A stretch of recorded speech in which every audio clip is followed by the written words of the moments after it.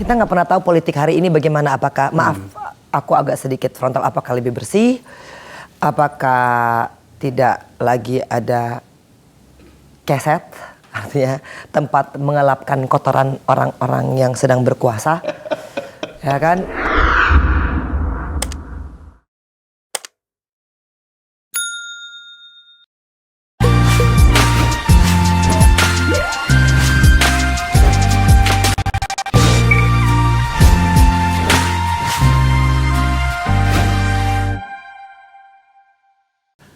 Satu fase yang tidak menyenangkan bagi seorang politisi itu adalah ketika dia harus menerima risiko dari apa yang terjadi, baik yang dilakukannya langsung maupun yang merupakan efek dari sebuah peristiwa politik. Anda tahu yang saya maksud. Seperti itulah biasanya terjadi di ruang politik. Dan banyak kesimpulan bisa hadir di situ. Saya punya seorang sahabat, adik saya sebenarnya. Saya menganggapnya adik sebab awal-awal dia masuk ke politik itu bersama dengan saya. Itu baru saja menyelesaikan masa hukumannya. Dan setahu saya, ada banyak catatan yang membuatnya menjadi semakin kuat hari ini. Saya harus menggunakan kata kuat, sebab dia harus kuat. Tidak punya pilihan. Angelina Sonda. Angie. Assalamualaikum warahmatullahi wabarakatuh. Luar biasa, Angie.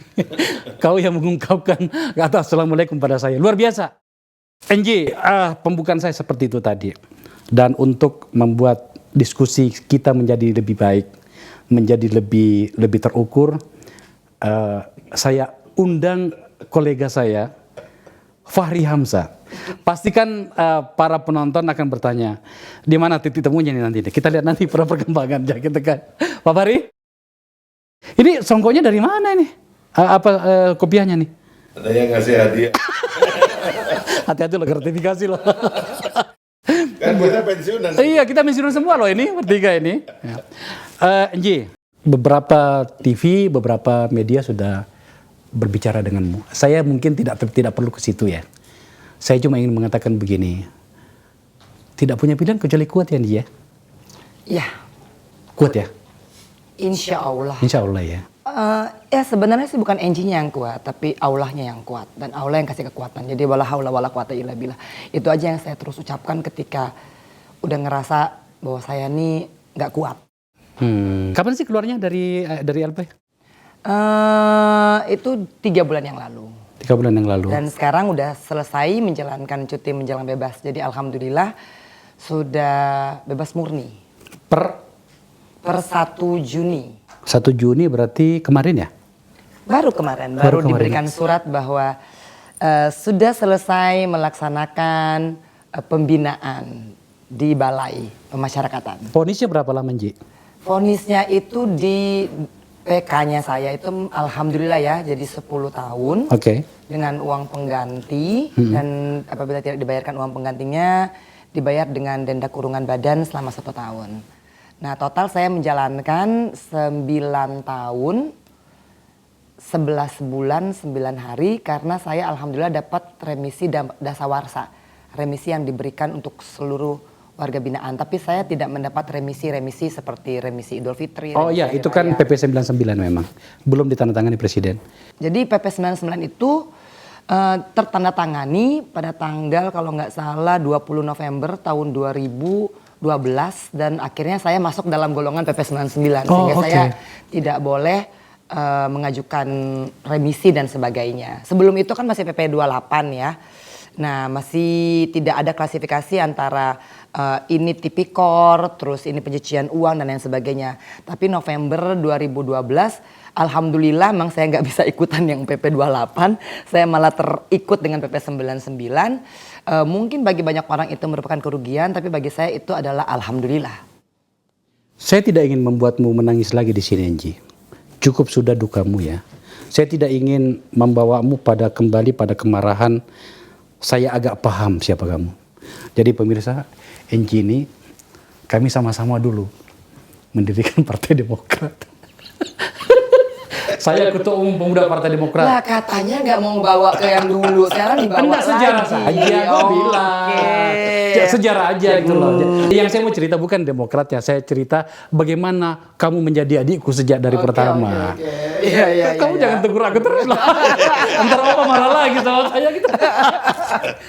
Iya, tapi kalau boleh saya tanya NJ, masih ada kemarahan itu ya? Alhamdulillah sih udah nggak ada sama sekali. Artinya baik marah kepada orang maupun marah kepada diri sendiri. Artinya saya menyadari bahwa ini yang tertakdir bagi seorang Angelina Sonda. Tapi beberapa pernyataanmu, coba tampilin. Ini kamu mengatakan gini, Nji, sempat merasa dikorbankan. Angelina Sonda korupsi enggak mungkin single fighter. Terus kemudian ex anggota DPR, enggak ada orang yang bisa korupsi sendiri. Kemudian yang ketiga tuh KPK harap saya laporkan dalam korupsi. Terbaca di sini bahwa, dan kita tahu sebenarnya, biarkan nanti Pak Fahri yang menjelaskan lebih banyak. Kamu rasa bertanggung jawab sendiri ya? Itu kan perasaan mula-mula. Oke. Jadi sebelum saya ini berkontemplasi dan mencari tahu bahwa apa sih sebenarnya yang sesungguhnya terjadi, maka pas ditahan, terus pas akhirnya divonis, pasti awal mulanya itulah. Makanya sempat, ada kata sempat kan, sempat merasa dikorbankan. Tapi setelah times go by, ya udah, memang sudah tertakdir ya aku jalanin aja. Tapi ini nggak akan mengulang kan pertanyaan-pertanyaan yang sebelumnya kan. Pak Fahri, ini dia sudah mulai mulai pasang barikade untuk saya nih. Nggak, karena emang aku lagi memasang defense security gitu loh Bang. Karena kata politik itu bagi aku memang aku salah mengartikannya. Tapi politik itu kan sempat membuat aku meliniarkan dengan aku terpisah dengan Keanu. Politik itu selalu aku definisikan sebagai aku yang bersalah, Keanu yang menderita. Jadi kata-kata itu tuh seperti a flash for me dan aku agak alergi untuk membahasnya. Iya. Makanya Pak Fahri itu untuk orang seperti teman kita ini, dia kan elegan mengatakan iya, aku bertanggung jawab dan sudah saya jalani gitu. Saya rasa itu kekuatan yang luar biasa. Bahwa kemudian kita berdua menyayangkannya itu menangis terseduh-seduh di sebuah tempat, itu mungkin karena dia perempuan. Tapi apa yang ini Anda katakan menyangkut soal NJ? Ya,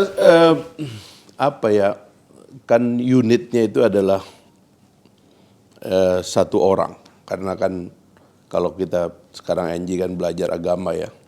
Dalam agama itu kan unit pertanggungjawaban itu kan satu orang. Bukan komunalitas, bukan kolektivisme. Karena itu menjadi relevan untuk memikirkan atau melihat NJ dulu ya dan sekarang gitu dalam perspektif yang berbeda-beda. Saya jumpa NJ itu 2008 kali ya. Ya, sebelum ketemu Bang Akbar sebenarnya. Enggak dong, kita kan 2003. Sebelum, karena yang meminang aku untuk berpolitik sesungguhnya orang pertama adalah Bang Fahri dan Bang Jul. Masuk ke PKS? Iya. Dan itu ditolak mentah-mentah oleh Opa. Oke, terus gimana Pak Fahri? Itu long time ago ya Bang. Bukan meminang sih sebenarnya, ngobrol-ngobrol. Karena ditolak jadinya nggak jadi meminang gitu. Memang dari awal dia merasa dia punya sikap dan dia ingin mengambil keputusan dengan sikap-sikapnya itu. Waktu itu mulai memang ya kalau saya lihat ada kecenderungan beliau memang melihat Pak SBY sebagai figur yang layak didukung lah kira-kira begitu. Sekali lagi ya ini membaca unit pertanggungjawaban tadi itu ya. Dan tiba-tiba kita ketemu di DPR gitu. Kan kalau saya masuk DPR itu 2004. Dia masuk 2009 ya. Nah, kita suatu hari saya ketemu di lift gitu. Karena waktu pelantikan segala kan kita nggak kenal kan. Tiba-tiba kita lagi naik ke atas gitu, dia sama almarhum Mas Aji di dalam di lift gitu. Terus ada saya sama saudara Zul di situ. Saya bilang sekarang kita sama-sama di sini ya, kira-kira begitu. Jadi semua mengambil sikap. Tapi sepertinya dia melakoninya dengan sungguh-sungguh gitu. Jadi saya kan tidak mengerti alam pikirannya karena beliau ini kan termasuk anak Indonesia yang agak keuntungannya banyak kan, dia lahir di luar negeri, sekolah di luar negeri, kemudian punya orang tua yang menyayangi beliau, seorang guru besar yang punya reputasi yang luar biasa. Dan di lingkungan seperti itu beliau dihidupkan sampai jadi putri Indonesia, dan kemudian ngambil keputusan saya mau masuk politik, dan di politik itu dia menemukan sebagian besar dari hidupnya pada waktu itu gitu. Nah, jadi artinya dia ngambil keputusan tuh memang harusnya dia nggak akan menyalahkan orang karena itu adalah keputusan dia gitu. Saya kira juga orang tuanya melihat bahwa Angie itu memang mengambil keputusan itu sendiri. Bahkan sampai sekarang ya, termasuk terkait dengan agama dan sebagainya itu kan. Nah, jadi itu yang saya lihat dari Angie, dan kemudian kalau menurut saya kalau bicara peran pribadi ya, dia nggak boleh berhenti sebenarnya gitu. Berhenti dalam fase politiknya atau karena yang lain? dia memahami apa yang terjadi. Oh, oke. Dia nggak boleh mengerti begini. Dia nggak boleh terlalu banyak menyesal gitu. Karena pada dasarnya ini peran gitu. Kan gini, Tuhan tuh maha besar, maha kuasa. Kalau Tuhan mau memerankan orang, itu kan perannya nggak satu, ya kan? Tuhan juga menciptakan iblis untuk dia perankan kan? Ya kan? Manusia juga kalau mengatakan saya mengabdi kepada Tuhan dan saya akan memerankan, saya kira di antara peran yang sekarang ini harus beliau mainkan itu adalah peran yang cukup berat. Seperti apa? Mengatakan kepada para politisi jangan terjebak kepalsuan. Karena apa yang kalian miliki ini bisa dirampas seketika, dan kalau kalian terus-menerus tersasar, kalian bisa dipaksa untuk menemukan jalan, ya. Seperti yang beliau sering katakan berulang-ulang gitu. Jadi saya kira kita ini orang yang ada di dalam ruang negara ini kan sering tidak rileks dengan jabatan, dengan fasilitas, dengan uang, dengan kemewahan yang kita punya gitu loh. Padahal kita ini berada di ujung tanduk. Karena politik adalah persaingan. Sampai di situ dulu. Ini jadi rumit ini diskusinya ini. Ini saya tidak pernah membayangkan bahkan pada menit pertama Pak Fahri sudah keluarkan senjata ini. Kamu diminta, Angie. Kamu diminta untuk tidak berhenti, tetapi pada format yang berbeda, pada pendekatan yang berbeda, dan pada peran-peran yang bahkan jauh lebih tinggi dari apa yang membuatmu terjerembab tadi. Kalau kemarin politisi, ini sekarang kau diminta menjadi guru spiritual para politician gitu loh kan. Itu terlalu berlebihan kali Bang. Kenapa berlebihan? Gini, Angie kan terus-menerus memeriksa apakah dia mampu gitu. Tapi saya punya perasaan bahwa dia punya kemampuan meskipun sekarang dia tidak perlu mempush dirinya gitu. Jadi misalnya keluar lalu menulis buku, ya kan, menceritakan apa yang dialami. Itu peran, itu tugas kita manusia. Kan sementara kita di dunia ini juga kan, kalau teorinya orang Islam itu pakai umur Nabi 63 tahun. Saya 13 tahun lagi mati Bang Akbar. Teorinya begitu. Jangan ya gitu ya. Ya kan, teorinya kan begitu. Jangan nakut-nakutin kita.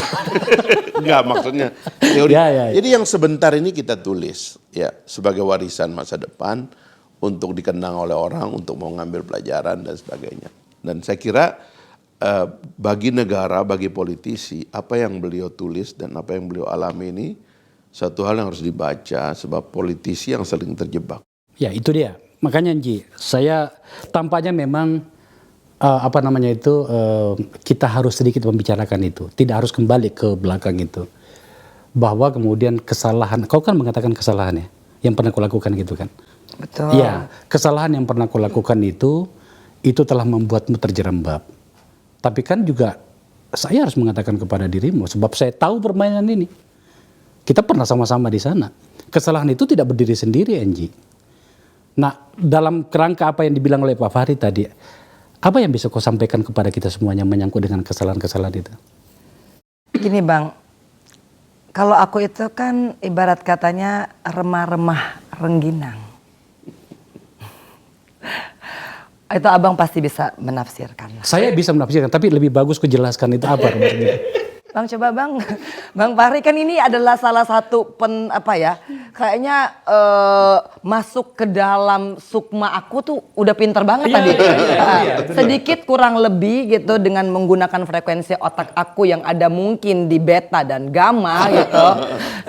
Sehingga seperti bisa membaca gitu kegalauan-kegalauan ataupun bahkan kalau mau dibilang lebih kepada pesimistik. Iya. Dan aku lebih banyak meng-undergrade myself. Iya. Nah, kembali ke rengginang tadi gimana? Ya udahlah, abang kan tahu kan Regina suka kan? Iya, suka. Nah kalau remah-remahnya kayak mana itu ya kan? Dan sekali remah-remah itu jatuh, dia nggak mungkin lagi bisa bersatu dengan rengginang itu sendiri. Saya tidak sedang menyalahkan Menji. Tapi adikku kau pernah pasti ingat. Pada suatu waktu aku pernah memberitahumu. Enji, be careful. Saya mendengarkan banyak namamu di sana. Ingat aku itu. Kamu ingat kan? Banget. Dan ketika kemudian jenazahnya Haji Masyad dibawa ke masjid dan kau datang memelukku menangis, dalam hatiku itu pertama sedih, yang kedua itu aku marah. Saya kan sudah pernah bilang sama kamu, kenapa kau lakukan ini? Tapi kan kau sudah menjawabnya, kau cuma remah-remah rengginang. Tampaknya kita harus menunjukkan sesuatu kepada Enji ini. Coba bawaan kepada saya. Saya akan menunjukkan padamu, kau boleh menjawabnya, boleh tidak Enji. Kau boleh hanya ketawa dan mengangguk-angguk atau tidak? Apakah ini ya kan? Ini adalah catatan yang aku lakukan dan aku kumpulkan sebagai seorang politisi dan anggota DPR pada masa itu. Catatan-catatan politik termasuk dalam hal bagaimana para partai-partai itu mengumpulkan anggaran untuk dirinya. Saya mau bertanya, seberapa banyak catatan di sini yang kau masih bisa ingat dan identifikasi? Catatan ini adalah tahun anggaran 2006 sampai tahun 2010. Saya masih punya 2011 sampai 2020 masih punya. Tapi karena itu adalah fase di mana kamu berbuat, aku pengen menunjukkannya. Kau boleh menjawabnya adikku, tapi boleh juga tidak. Oh, ini. Itu udah fontnya aja udah pakai yang The Godfather punya font itu, The Grand Corruption ini ya kan? Oke, ini jadi adalah. Aku sudah mempelajari ini. Dulu sih nggak pernah ditunjukin begini ya. Saya membuatnya ini dengan identifikasi yang jelas. Jadi itu berapa banyak yang masuk? 1, 2, 3, 4, 5, 6 berapa itu kan? 163 proyek ya. 163 proyek, 8,6 triliun. Dan maksudnya berapa yang akhirnya berujung di jeruji besi? Itu kan kayaknya ada lambang-lambangnya. Ya kan, maksudnya ini analisanya kan kita komprehensif gitu kan. Kan ada yang di hulu, ada yang di hilir. Iya, makanya. Apakah ini? Coba tunjuk-tunjuk saja yang masih kau ingat gitu lah. Aku nggak bisa tunjuk gitu kan. Masalahnya aku cuman mengidentifikasi Fontnya terlalu gambar. kecil. Iya. Udah fontnya terlalu kecil, tapi kan yang paling menarik adalah sesuatu yang familiar dengan kehidupanku 10 tahun yang lalu itu ya jeruji besi itu lah Bang. Cuman kalau untuk mengidentifikasi jenis tulisan ini A, B, C, D dan bahkan angka ini pun itu udah jauh dari bayangan aku Bang. Jauh ya? Jauh itu maksudnya apa? Udah terlalu kompleks data yang masuk ke dalam otak aku itu udah terlalu banyak ya nggak Bang? Jadi mungkin aku masih di Pentium 2 gitu kan, Abang masukin Pentium 4 gitu. Ini belantaranya, dia ada di sebuah pohon. Ini hutannya. Ini penyakit saya ini begini nih. Kalau mau yang lebih rumit lagi, itu sampai pada angka-angka nilainya. Di sini nih. Coba kepegang. Oke.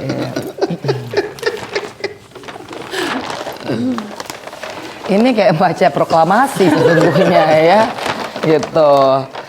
Kecil sekali Iya, ya. sampai angka-angkanya kan? siapa yang terlibat, terima di mana. Oke. Waduh, nama-nama ini pun aku sebagian besar udah lupa, Bang. Ya kan, alhamdulillah ini bisa dijadiin bahan catatan. Mau difotokopi terlalu gede. Oke. Ini adalah catatanmu yang sempat teridentifikasi olehku, dan insya Allah ini saya valid. Saya bisa mempertanggungjawabkannya. Dan sudah pernah kutunjukkan kepada sebuah lembaga negara. Sebut saja KPK.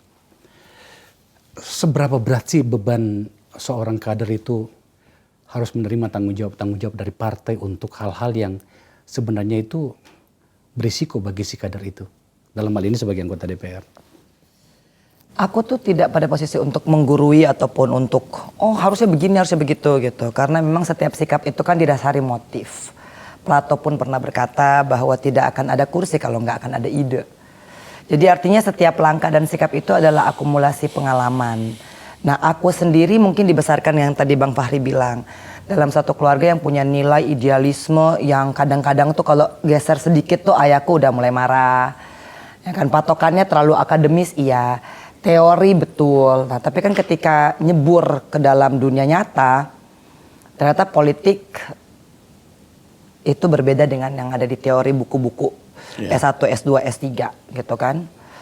Nah, apalagi mungkin dengan politik yang ada di Indonesia, saya tuh tidak berani memberikan justifikasi. Karena Bang, aku itu terus menerus dijustifikasi dengan orang dan aku sampai tidak bisa menemukan diriku sendiri. Nah, ada salah satu buku Siapakah Diri Aku. Nah, itu betul-betul merefleksikan bahwa kadang-kadang ukuran-ukuran yang kita pakai buat orang lain, sesungguhnya juga itu tidak terstandar dengan ukuran-ukuran yang kita pakai buat diri kita sendiri. Sehingga kalau aku hari ini mengatakan bahwa oh ya begini, who am I to judge pertama. Terus kedua, kalau pengalamanku itu kan mungkin akan jadi berbeda dengan orang lain karena environment aku juga beda Bang. Yeah. Di setiap, katakanlah frankly speaking, di setiap partai politik pasti punya idiom-idiom dan juga nilai-nilai yang berbeda-berbeda. Nah sehingga kalau aku akan masuk ke Bang Fahri atau ke Bang Akbar akan beda jatuhnya. Nah makanya aku selalu mengunci mulutku untuk menjustifikasi ataupun menjudge orang karena aku merasa betul-betul pada titik di mana aku terus dihakimi dan aku nggak punya celah untuk menyatakan bahwa baru mau bilang ini loh yang benar, aku dari baru narik nafas nih baru ini loh itu udah langsung enggak. Kamu yang bersalah. Tapi enggak gitu. Jadi kadang-kadang aku berpikir ya sudahlah. Dan disitulah aku menemukan agamaku. Artinya kalau tadi Bang Fahri pernah tanya atau nggak Bang Akbar, di mana sih kamu menemukan agamamu atau Tuhanmu? Ya ketika semua orang menolakku dan ketika aku merasa bahwa hanya Tuhan yang mendengar. Saya akan sampai ke situ, saya belum selesai menyangkut ini. Karena saya lihat gini, saya dengar dan tampaknya juga beberapa kali saya lihat momennya, kamu begitu marah karena tiba-tiba orang yang kau atau kelompok yang kau perjuangkan itu tidak peduli padamu. Bahkan pada hari pertama kau di penjara. Kita harus bicara time frame. Jadi kalau Bang Akbar tanya sekarang, aku benar-benar lillahi ta'ala udah nggak ada lagi kemarahan. Karena ketika aku marah, Allah itu kan lepas tangan. Tapi ketika aku bilang ya Allah udah aku ikhlas, maka Allah yang akan turun tangan dan itu aku pelajari. Tapi itu tidak terjadi ketika tahun pertama ataupun tahun kedua. Oke, kalau tahun pertama, tahun kedua of course ya emosi, merasa yang itu sempat marah iya. Itu I think semua orang ketika belum mengalami perjalanan spiritual, dia masih akan menuding orang lebih banyak daripada dia mengakui dirinya sendiri. Artinya ya udah saya yang salah, pasti dia akan lebih pasang defensive powernya dia lebih tinggi daripada ya udah gitu. Nah kalau saya ini kan yang Bang Akbar perlu perhatiin dan mungkin Bang Fahri kan udah sempat ke penjara beberapa kali. Terbentuk sikap yang karena saya ini narapidana waktu itu ya udahlah namanya napi, ya udahlah. Apalagi kita sering dicekokin dengan kata-kata, kalian siapa yang ngundang di sini? Dan itu benar-benar mendegradasi nilai, gitu loh. Ikutin aja aturannya. Wong datang gak diundang kok. Nah itu kan artinya 10 tahun itu bukan waktu yang singkat Bang. Ketika akhirnya mental aku pun sedikit yang dulunya aku mungkin dibilang bulldozer gitu kan. Aku ketemu salah satu ya kan, waduh kok Enji jadi begini ya. Dulu bulldozer nih gak pernah diem kalau di rapat komisi. Nyerang terus ya kan, nyeruduk terus. Kok tiba-tiba sekarang mereka menemui aku yang sedang melayani pejabat di situ. Pak Fahri, tampaknya Enji telah sampai pada sebuah pencapaian yang ya bisa dikatakan berdamai dengan dirinya. Pada ruang privasinya Enji kita harus memberi hormat untuk itu. Tapi kan tempat saya ini, podcast saya ini itu tidak melulu tentang privacy, tentang personal. Ada, ya namanya juga politik ya. Bagaimana kemudian kita bisa memahami dan kemudian menghindarkan politisi itu terjerembab hanya karena ketakmampuan berada pada positioning yang tepat di hadapan partainya atau fraksinya. Ya. Ya, tadi kalau kita bicara individual itu dinamikanya kan itu unitnya ya. Tapi kalau kita bicara kolektivisme, sebuah sistem kadang-kadang sulit mengerti kenapa misalnya ya kalau saya NG jauh lah dari apa yang terjadi ini gitu. Dalam pengertian kalau knowing tadi yang saya bilang keistimewaan yang dia pernah terima di dalam keluarganya dan sebagainya, ini agak jauh sebetulnya. Tapi kan dia push herself to the limit gitu. Jadi dia istilahnya tuh enggak, ini nantang buat gua gitu. Jadi kan Angie itu kan punya semacam maskulinitas gitu. Jadi dia mau nantang ini gitu. Dan kelihatan tuh tahun pertama di DPR tuh saya lihat betul tuh. Wah, ini dia tantang hidup nih. Kelihatan tuh dia tantang gitu kan. Nah, tapi kan kemudian dalam tantangan ini dia menghadapi di sana ada sistem yang kacau gitu. Itu yang saya dari awal suka berteriak tentang kekacauan sistem ini. Sebab kalau Anda tanya termasuk presiden waktu itu kenapa ini terjadi, dia juga nggak ngerti. Orang partainya hampir hilang kursi hampir 100 kok hilangnya itu. Ya. Dia juga nggak ngerti kok gitu. Nah, ini soal gambar besar, ini soal sistem yang tidak semua orang punya kemampuan atau kita secara kolektif tidak punya kemampuan untuk membaca kenapa ini terjadi. Kenapa yang jadi korban ini orang-orang baik. Gitu. Kenapa orang baik masuk ke situ jadi punya masalah gitu. Ini kan semua harus didefinisikan kan, nggak itu boleh. Yang saya maksud. Ya, dan itu nggak boleh menjadi. Kalau Angie tadi dia akan mengajarkan kita secara pribadi, dia akan mempush dirinya kepada limit dan dia dikasih tahu ini batasmu. Kau terjerembab ya di situ ya dan kau kena. Kau ngerti kan sekarang siapa dirimu kan kira-kira gitu. Dia ditekan begitu kan. Saya ngerti dan ini unitnya ya, ini betul. Dan sekarang dia mau mulai mengatakan, sebenarnya itu yang saya bilang peran berikutnya adalah, dia boleh mengambil 2 peran. Peran pertama itu ya privat aja, ngomong ke orang. Nanti kan itu dia akan hubungkan dengan bagaimana parenting di penjara, kemudian bagaimana ngelihat perempuan dari penjara, ya kan nasib-nasib perempuan yang masuk penjara. Itu dia banyak ilmunya yang dia bisa keluar. Tapi dia juga bisa agak naik sedikit untuk mengatakan, kalian orang politik, kalau kalian nggak perbaiki ini sistem, ini semua kalian bisa jadi korban. Kita semua bisa jadi korban. Kita masuk ke situ, kita terpaksa. Orang tahu juga, partai politik ini sekarang bingung mau ngebiayain dirinya itu nggak ngerti caranya. Dari mana? Nggak tahu caranya. Dan mereka membiarkan ini terjadi, nggak diselesaikan. Karena ada privilege orang-orang tertentu yang mengatakan ini lebih enak buat segelintir orang. Tapi akhirnya ada yang jadi korban kan. Nah, yang begini ini juga bisa menjadi bagian dari kampanye kita. Pelajaran supaya suatu hari bangsa Indonesia ini menemukan caranya. Bahwa politik itu tempat orang baik. Politik itu adalah founding fathers kita itu para politisi, intelektual, raksasa, jagoan-jagoan. Soekarno bikin partai nasionalis, Syahrir bikin partai sosialis, Natsir bikin Masyumi. Ini pemikir kelas dunia semuanya. Dan mereka memimpikan suatu negara yang tidak mengorbankan orang-orang baik di dalam negara itu. Luar biasa. Dan tetap menjadi terhormat. Gitu. Pilihan kata Pak Fahri itu, mengorbankan orang-orang baik. Saya aneh kalau merasa kaget dengan itu, sebab kita juga melihatnya. Tapi kan hari ini ada orang yang saya kenal Pak Fahri, yang kita kenal bernama Angie, yang seperti yang Pak Fahri bilang tadi, mungkin saja barangkali Angie pada saat itu tidak pernah membayangkan akan seperti ini peran yang akan diambil berikut dengan risiko yang dihadapi. 10 tahun bukan waktu yang pendek, Angie. Apa yang ingin kau katakan kepada teman-teman yang sedang lagi asik-asiknya menyebut diri politisi? Sebenarnya banyak sekali catatan saya. Oke. Pas saya pulang kemarin tuh Bang Fahri, saya paling banyak yang saya bawa adalah buku catatan Angelina Sondak. Bikin buku ya? Itu tulisan tangan murni dan kemarin saya sendiri membaca beberapa puisi-puisi, termasuk ada yang topiknya berkaitan dengan inilah.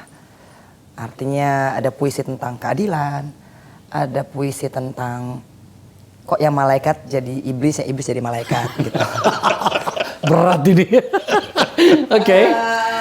Mungkin karena apa ya, dan itu puisi-puisi itu saya temukan memang di awal-awal. Jadi ketika saya baca, oh itu tahun berapa ya? Oh tahun 2015. Saya juga terperangak ketika membaca puisi-puisi tersebut gitu kan. Karya-karyamu itu?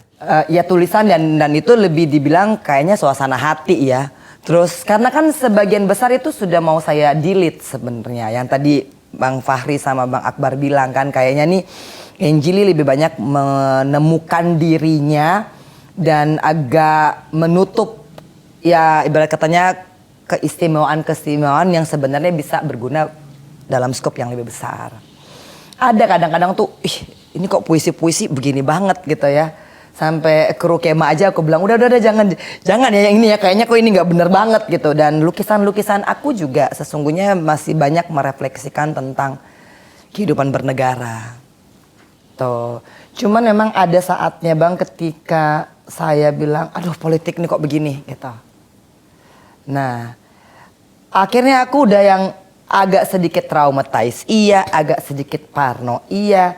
Karena aku kehilangan kakakku ketika aku juga di dalam. Kakakku meninggal itu 3 tahun setelah aku masuk. Terus saya pulang mendapati mamaku yang terkena demensia tingkat sedang.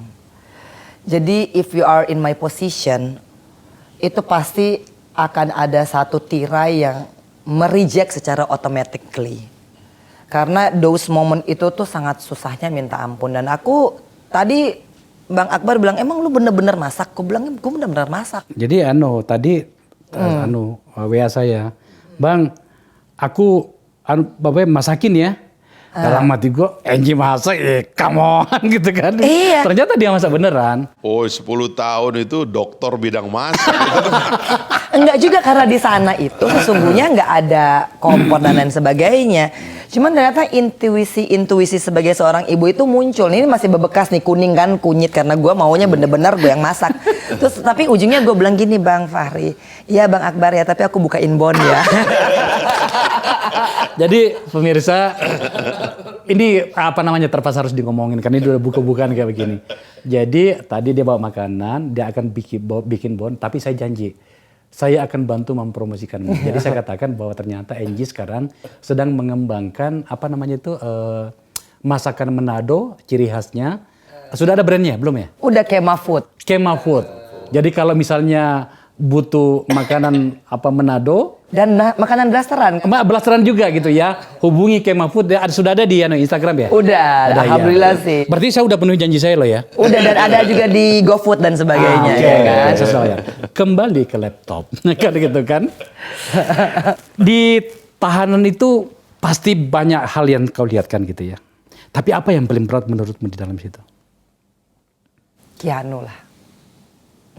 Aduh, kalau ngomongin itu aku pasti ketika orang tidak sanggup menahan air matanya pasti ada luka yang dalam yang berusaha, kata psikiater aku sih. Karena aku terus terang Bang Fahri, akhirnya aku berkonsultasi dengan psikiater karena setiap kali menyebut nama Keanu itu air mata pasti ada di ujung. Nah, dan aku memang harus berdamai dengan itu. Nah, jadi kenapa aku terus menyesal gitu? Karena ketika aku melihat anakku yang seharusnya tidak menanggung ini, akhirnya ikut juga menanggung derita yang lebih parah daripada aku. Nah, makanya aku membuat tulisan-tulisan, artinya ya kasarannya begini Bang, kalau lu mau hantam gue sendiri aja deh. Jangan pakai bawaan rantang gitu.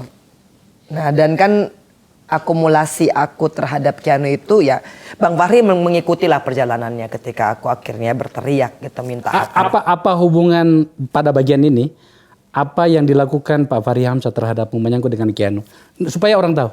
Oh luar biasa, jadi aku teriak, aku kirim surat berkali-kali ke DPR gitu kan, dan aku hampir putus asa karena nggak pernah direspons. Akhirnya aku minta tolong Pak Ikna.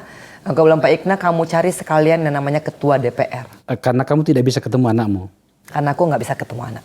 Usianya Keanu waktu itu berapa ya? Keanu waktu itu sekitar 9 tahun gitu. Karena kunjungan hari Sabtu kan ditutup. Nah sementara Keanu itu pulang sekolah jam 3, kunjungan terakhir jam 3. Nah akhirnya aku udah mulai lama berteriak nggak direspon. Akhirnya aku bersurat lah kepada Ketua DPR. Pada waktu itu posisinya Bang Fahri. Dan akhirnya itu kayaknya nggak seminggu tuh langsung datang loh. Dan Bang Fahri membawa 3 ketua komisi lainnya. Gimana ceritanya Pak Fahri waktu itu? Saya ini kan orang yang dicitrakan dari dulu memang punya sikap yang berbeda terhadap penegakan hukum di negara kita, khususnya penegakan hukum korupsi dan juga penegakan hukum KPK waktu itu. Saya sangat dianggap kritis begitu. Nah, saya memang sudah mempunyai catatan-catatan tentang kontrol penegak hukum di lembaga pemasyarakatan. Secara teoritis itu tidak boleh. Jadi lembaga pemasyarakatan itu adalah suatu institusi yang independen. Nggak boleh diintervensi oleh kekuatan apapun. Nah, tapi kemudian saking beratnya kontrol mereka dan juga situasi yang tidak ideal di lapas, itu menyebabkan kemudian orang-orang lapas jadi tidak independen. Jadi ada situasi seperti yang dialami Mbak Enji, yang dia punya anak yang harus dia kasih perhatian dan diasuh, itu toh pun oleh mereka tidak berani kasih fasilitas itu. Padahal di lapas itu ada human right, karena kita memakai konsep pemasyarakatan, bukan konsep penjara lagi gitu. Nah, ya Enji teman kebetulan dari lama, saya kenal Mas Aji di DPR, kenal dia, lalu kita tahu apa yang terjadi. Yang saya sendiri punya judgement personal sebenarnya, membaca sebuah sistem gitu ya. Dalam perspektif saya, Enji tidak bersalah, dia adalah korban gitu dari kerusakan sistem. Kok masalah ini kok turun juga kepada anak gitu loh. Salah apa kan?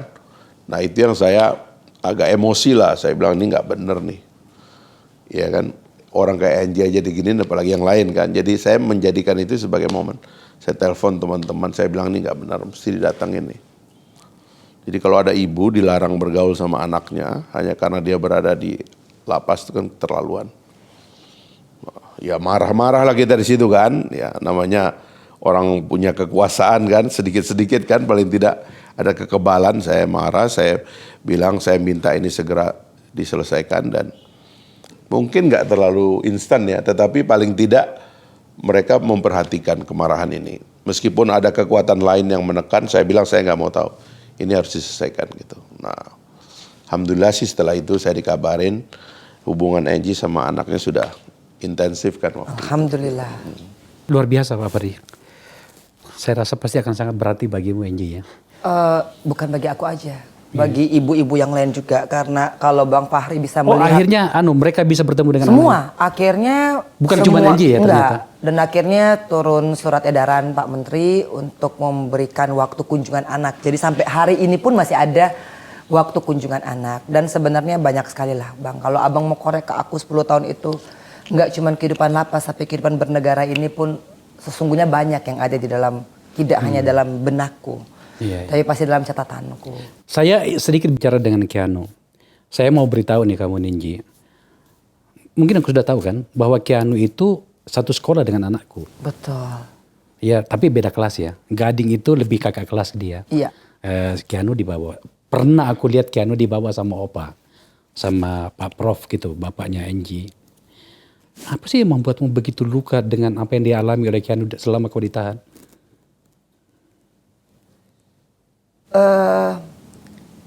Kalau misalkan saya salah, saya yang digebukin, itu oke.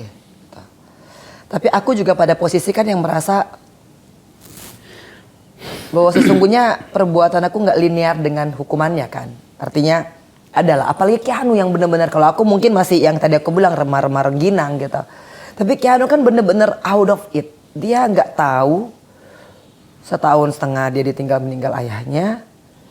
Kemudian di usia 2,5 tahun dia harus berpisah dengan saya. Terus dia ngalamin pemandangan-pemandangan yang tragis. Dan seharusnya nggak begitu. Kalau misalkan saya yang dihukum, saya aja yang dihukum. Artinya kan nggak usah lah anakku. Gitu. Karena pengorbanan Keanu juga luar biasa untuk bertemu dengan saya. Dan ketika Keanu itu kan disekolahkan oleh ayahku. Kebetulan sampai sekarang papaku tuh masih direktur di salah satu perusahaan.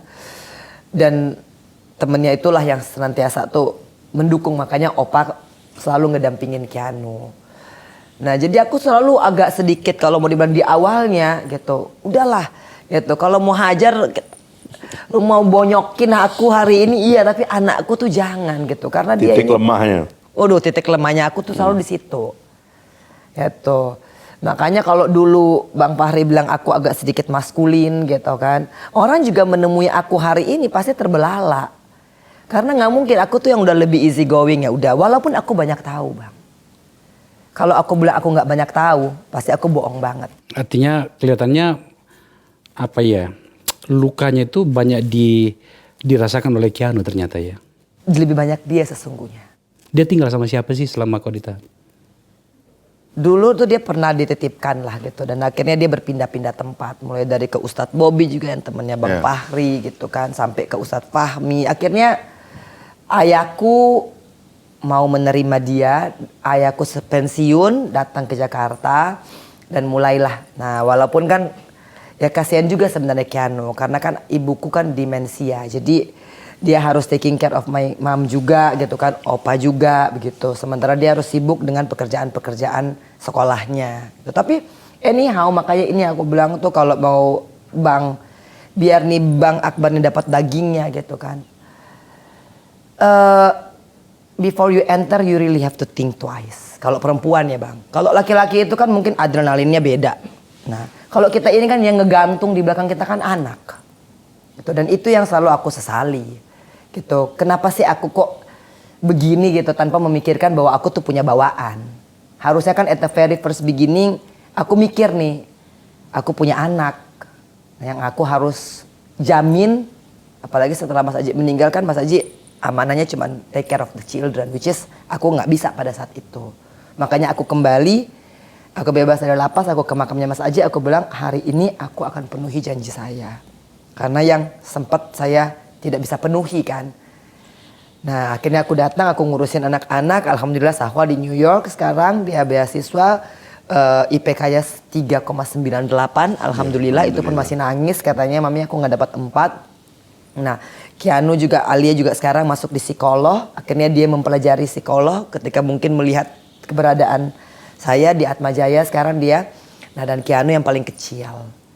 Nah itulah yang membuat kalau aku ingin merefleksikan dengan kata-kata, udahlah Bang, aku ini kan hanya butiran debu.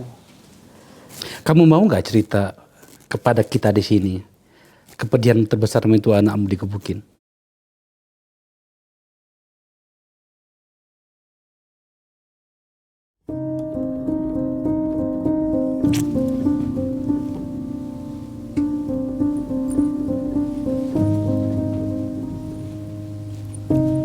Udah aku ikhlasin Bang.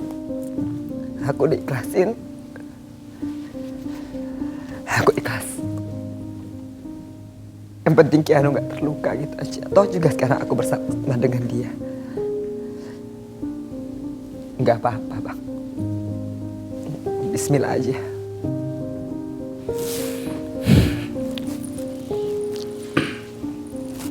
Oke. Pak Fahri. Iya, saya kira hidup ini kan memang kompleks ya. Tapi waktu kan selalu Tidak pernah salah. Menjadi obat ya. Gila. Menjadi yang menyelesaikan masalah kita. Kalau dalam kasus Angie kan suatu hari kan dia juga memimpikan Keanu itu menjadi lelaki yang kuat juga kan. Dan dia harus mempersiapkan itu. Dan dia juga menghadapi konflik dalam pengertian kadang-kadang kita kalau dilihat oleh anak kita terlalu protektif, kadang-kadang dia tumbuh menjadi tidak kuat. Kadang-kadang ya ini kan dilema kita di dalam mendidik anak kita gitu.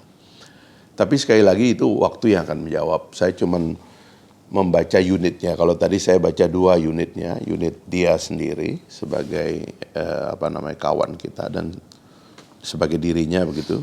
Berikutnya ini kita melihat ada broken system yang harus kita perbaiki gitu. Dan itu yang menurut saya dia bisa memilih ya untuk tetap berada di sini saja. Udahlah, saya ruangnya privat aja. Ketemu sama teman, ya kan, mengatakan hal-hal yang address-nya itu basically sebenarnya bukan public, tapi private aja. Gitu. Nah, ada juga yang kedua. Tadi saya baru dengar tentang catatan-catatan, buku, puisi dan sebagainya. Menurut saya itu jangan dihilangkan itu. Jadi kita juga ada yang disebut dengan tanggung jawab sosial gitu. Kalau kita pernah merasa berhutang budi kepada masyarakat, lalu kita merasa melakukan sesuatu yang sementara kita mengatakan itu dianggap salah oleh masyarakat. Bukan berarti masyarakat tidak boleh mengambil pelajaran dari apa yang kita alami. Terutama karena Indonesia akan tetap tumbuh sebagai negara terbuka, negara demokrasi ya. Para politisi yang sedang ngantri sekarang ini yang juga tidak punya sekolah sebenarnya untuk mengerti betapa kompleksnya politik kalau kita salah pintu, salah jalan ya. Nah ini harus tetap menjadi khazanah gitu. Ini nggak boleh ditutup gitu. Makanya saya pernah bilang sama Bang Akbar, salah satu politisi yang saya kagumi tentunya, karena beliau membuka podcast. Begitu hari pertama pensiun kita kesini, beliau bikin institusi dan begitu ada kemewahan teknologi ini, beliau bikin podcast. Itu tanggung jawab sosial. Kita merasa pernah diberi sesuatu dan sekarang kita bikin tanggung jawab. Saya juga, Bang Akbar tahu, saya juga meneruskan perjuangan. Kebetulan alhamdulillah saya ini belum ada lukanya gitu. Ya, saya mohon doa ini kepada Mbak Enji ini karena beliau sudah merasakan itu. Doa dia saya pikir di antara doa yang makbur di antara orang-orang politik itu. Doakanlah orang ini supaya orang ini terus bisa berjalan ya dalam kebaikan karena dia belum luka. Ya saya sama Bang Akbar ini kalau mau melanjutkan itu orang-orang ini bisa dititipkan amanat untuk terus begitu. Nah, kira-kira begitulah hidup itu. Terus saja berjalan ke depan dan ya kita akan mati dan kita akan lupa, tetapi generasi akan terus ada di belakang. Jadi generasinya Gading, Kianu dan anak-anak saya juga termasuk akan melihat perjalanan ini. Dia harus ada progresinya gitu. Kehidupan umat manusia harus ada progresinya gitu dari waktu ke waktu. Bangsa Indonesia juga demikian gitu Bang Akbar. Cakep. Iya dan memang kan artinya dalam Al-Quran juga kan kita harus mengingatkan apabila sahabat kita sudah mulai agak terjatuh. Kayak abang kan ngingetin saya. Gitu. Cuman gara-gara memang udah takabur dengan segala macam yang tadi Bang Fahri bilang kemewahan, sistem politik yang entahlah dari mana. Saya punya kajian pasti Bang. Gak mungkin ketika saya itu 10 tahun di sana dan saya tidak menganalisa sistem ini. Dia terlalu besar untuk tidak mengerti apa yang terjadi gitu. Cuman dia kan nggak mau ucapkan yang publiknya. Jadi dia coba mau limitkan itu di yang personalnya gitu. Tapi menurut saya itu jangan ditutup, itu jangan dihentikan. Semua orang harus belajar. Kita harus belajar ke depan supaya bangsanya lebih baik. Supaya tidak kayak begini cara kita melihat nasib politisi ke depan. Itu gitu. dia. Kamu tidak berpikir kembali ke politik lagi? Udah pasti Bang, kalau abang bilang, saya ini kan belum membaca politik nowadays. Gitu. Artinya kalau abang berbicara mengenai, Ji lo masuk politik yang terbayang dalam benakku adalah politik yang dulu, yang akhirnya aku harus begini. Cuman kan kita nggak pernah tahu politik hari ini bagaimana, apakah, maaf aku agak sedikit frontal, apakah lebih bersih, apakah tidak lagi ada keset, artinya tempat mengelapkan kotoran orang-orang yang sedang berkuasa. Ya kan, apakah kan aku nggak bisa ngomong kan Bang, gitu. Nah karena aku belum masuk pada satu penganalisaan sistem politik kita hari ini. Nah yang aku bicara itu semua kan adalah sistem politik ketika aku ada. Nah cuman kalau misalkan politik itu memang sudah seperti dalam textbook gitu kan, yang akhirnya mendeliver kekuasaan untuk sebesar-besarnya kemakmuran rakyat, begitu. Wah itu kan idealisme saya dulu Bang. Bang Fahri pasti tahu bahwa saya dulu di periode pertama nggak pernah ada gitu loh. Karena mainnya sama orang utan, Bang. Dulu aku ini aktivis save orang utan. Hari-harinya ada di hutan Kalimantan. Bahkan aku minta petisi untuk tidak membabat hutan Kalimantan waktu itu. Nah, ketika di periode kedua kan ini udah bermain sama orang-orangan. Nah, dan akhirnya Allahu Akbar kabiro, ya Allah, astagfirullahaladzim, astagfirullahaladzim, astagfirullahaladzim, ya Allah. Ya kan, kalau mau dibilang lingkungan mempengaruhi karakter, ada benarnya juga, gitu. Terakhir, Nji. Nggak pengen atau sudah mengajukan permintaan bertemu dengan bekas ketua umum partaimu? Yang pasti saya sudah minta maaf, saya berterima kasih juga. Kenapa kau yang minta maaf? Bingung saya. Bang, baik secara tutur kata ataupun mungkin dalam hati mungkin ada salah. Ya kan, kita nggak pernah tahu. Mendingan saya minta maaf duluan. Ya kan, ketimbang orang menunjuk saya lagi, saya salah terus saya akhirnya harus datang lagi. Levelnya Angie semakin jauh ya. Om apa ya? Om Fahri ya? Nggak, ini bahasa orang hutan yang kita ngomongin. Kamu kenal nggak seorang perempuan bernama Elizabeth Susanti? Bang, udahlah ngomongin orang utan aja Bang, ya kan? Karena abang sepertinya akan membuka kotak Pandora yang akan membuat banyak orang terbelalak, ya kan? Ya Allah, ya Rahman, ya Rahim. Saya harus menutup acara ini karena Andy sudah mengucapkan sebuah kata.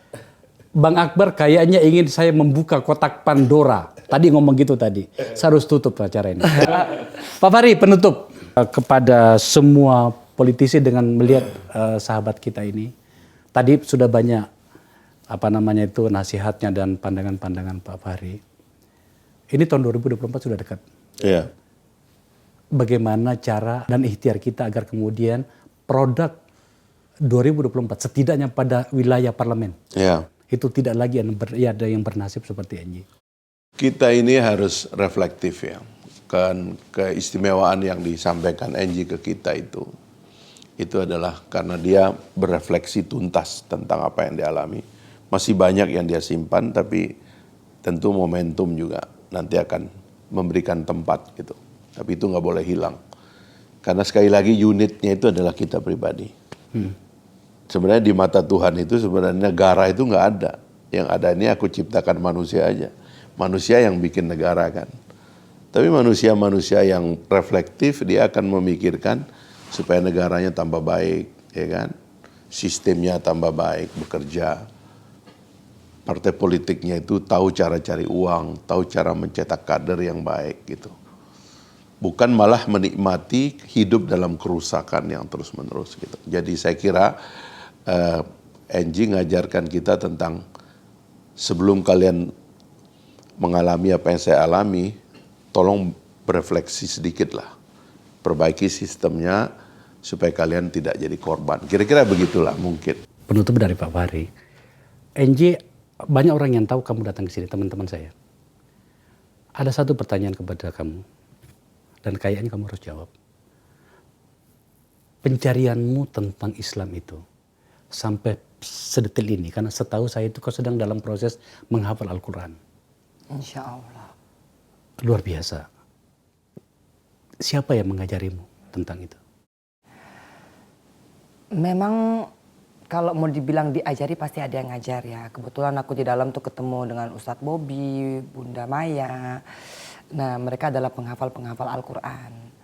Jadi, tapi kalau mau dibilang get the hints gitu loh, kita mulai tertarik gitu. Ketika aku benar-benar ditinggal, ketika aku merasa bahwa aku nggak punya siapa-siapa, aku juga nggak punya apa-apa. Nah, pada titik terendah itulah akhirnya yang bisa ketemu hanya Allah. Dan ketika saya hanya membacakan Arabnya saya nggak mengerti artinya, akan menjadi kosong gitu. Makanya ketika tadi abang-abang lagi berdiskusi, itu sesungguhnya adalah refleksi daripada 5 ayat pertama surat Ar-Rahman.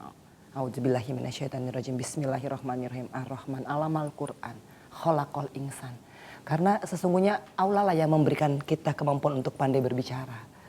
Tapi kepandaian itu kadang-kadang kita gunakan bukan untuk memakmurkan negara, tapi kepandaian berbicara itu yang seperti ada dalam surat Ar-Rahman digunakan untuk bersilat lidah, membenarkan yang salah dan menyalahkan yang benar. Nah, ketika pada titik itu, akhirnya kalau kita baca surat Ar-Rahman secara keseluruhan, Allah bilang ini kan aku yang kasih ke kamu. Asyamsi, matahari aku beri semuanya. Wal ardo, tuh semua dunia ini aku berikan kepadamu gitu. Tapi kamu gunakan itu sesungguhnya kadang-kadang tidak tepat sasaran. Dan itu aku merasakan. Artinya ketika aku masuk dalam suatu sistem yang pada waktu itu aku bilang memang tidak bersih.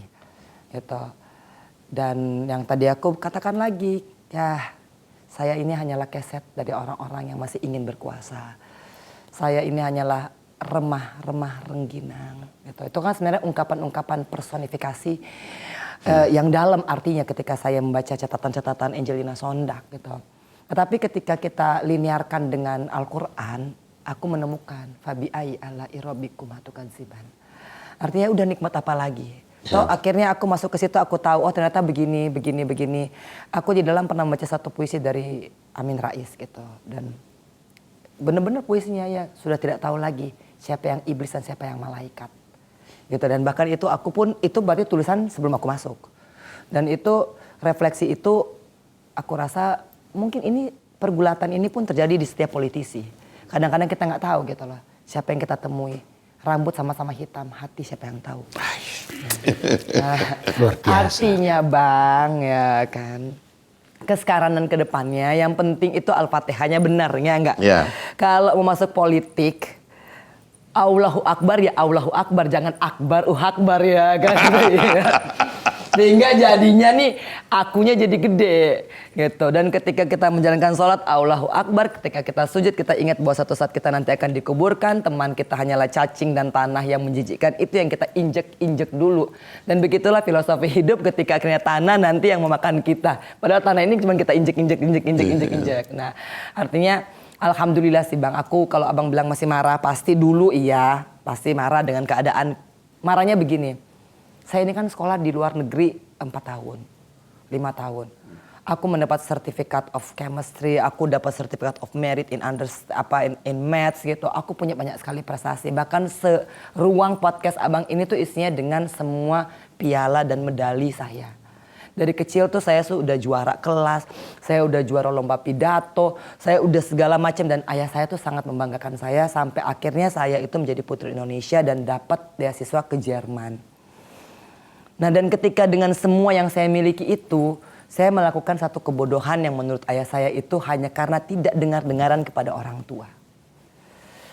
Nah, ketika abang bilang bahwa saya apa sih yang ingin diberikan kepada negara ini, pasti saya punya catatan. Dan ketika saya melakukan penganalisaan, analisa itu pasti komprehensif. Karena kata ayah saya jangan sampai error of marginnya itu besar, Angie. Dan ketika kamu udah sampai pada satu bantahan atas satu hipotesa, itu benar-benar riset yang kamu harus lakukan itu harus benar-benar sahih. Nah, jadi catatan-catatan itu pasti terkumpul bang. Dan ketika abang mulai menanyakan, oh ini A, B, C, D, saya tahu. Dan saya melek gitu. Saya sadar atas keberadaan itu. Tapi karena mata saya terlalu jauh, karena saya di dalam penjara. Dan saya akan compatible. Ya, kayak sekarang kan misalkan software harus di-compatible dulu sama usernya PC-nya. Kan saya ini harus men-compatiblekan dulu dengan sistem yang ada, sehingga ketika saya memberikan satu, oh ini nih menurut saya nih ada yang bolong di sini gitu, nanti saya juga pasti akan bikin kayak abang itu. Ya kan, dengan yang lebih komprehensif tentunya, dan pasti juga akan ada insya Allah nggak akan berbunyi soal duitnya, itu kan soalnya itu ada ininya ya. Ini lengkap datanya sampai uangnya ini lengkap. Masalahnya duitnya itu kan angka-angkanya benar-benar ada gitu. Nah kalau saya ini kan hanya ingin agar supaya jangan sampai orang bernasib seperti saya. Karena 10 tahun di dalam dengan nasib seperti saya. Waduh, naudzubillah min zalik bang. Tapi kalau dia bisa mendapatkan hikmah, akhirnya aku tidak pernah menyesali. Bahkan aku berterima kasih kepada Pak SBY lagi. Aku berterima kasih kepada Artijo. Karena kalau nggak begini, aku juga mungkin tidak akan menemukan apa artinya nur. Apa artinya cahaya. Oke, Ji. Saya yakin banyak yang ingin kau katakan. 10 tahun di sana dengan buncahan emosi. Mungkin dan sekarang sudah sampai pada tahapan pengendapan yang bagus. Saya paham. Saya akan memberikan waktu nanti berikutnya kita bicara tentang hal yang lain. Saya mau mengatakan terima kasih sudah datang ke sini. Catatan yang tadi jangan sampai hilang loh. Selain soal kearifan yang telah kau miliki, ada tanggung jawabmu kepada negara. agar kemudian seperti yang dikatakan Pak Fahri tadi, kesalahan-kesalahan itu tidak perlu terjadi. Apalagi kalau kesalahan itu menyangkut orang banyak. Kamu tahu apa yang saya maksud? Anji, sabar ya. Kalau saya hanya ingin jangan sampai ada orang menjadi korban atas perbuatan yang tidak dia lakukan. Pak Fahri, terima kasih ya. Ada yang mau dikatakan terakhir? Saya mau terima kasih ke Anji. Karena? Ya banyak yang dia refleksikan itu mudah-mudahan membuat kita tidak jadi korban gitu. Karena kita ini orang politik tuh hidupnya itu di pinggir-pinggir jurang gitu. Salah sedikit lah itu barangnya. Baik. Pak Fahri terima kasih ya. Ya sama-sama. Ini collab antara 3 orang teman dan sama-sama sudah pensiun dari DPR. Dan kita membicarakan hal yang saya rasa memang perlu banyak orang dengarkan. Saya mohon maaf tadi air matamu harus keluar di sini, Anji. Tidak diniatkan begitu ya? Iya, tidak diniatkan. Dan ternyata memang dalam lukamu itu. Saya mohon maaf untuk itu, Adinda. Salam untuk Opa ya, Pak Pro. Iya. Pemirsa, itu diskusi saya dengan sahabat-sahabat saya ini. Fokusnya pada Anji. Ternyata tanggal 1 Juni yang lalu sudah bebas murni. Tak perlu lagi ada laporan segala macam. Ada banyak yang perlu bisa kita dengarkan dari sini dan pelajari. Saya jujur banyak belajar dari tadi. Dari Anji langsung dan dari Pak Fahri. Semoga kemudian produk-produk politik yang akan datang, karena kita berbicara dalam konteks politik dan politisi, tak perlu lagi ada kesalahan dan tadi dikunci oleh Anji. Dalam sekali sebenarnya. Apa itu? Jangan sampai ada orang menanggung akibat untuk sesuatu yang dia tidak lakukannya. Itu adalah bagian dari kotak Pandora yang tidak ingin dibuka tadi. Terima kasih telah menyaksikan acara ini.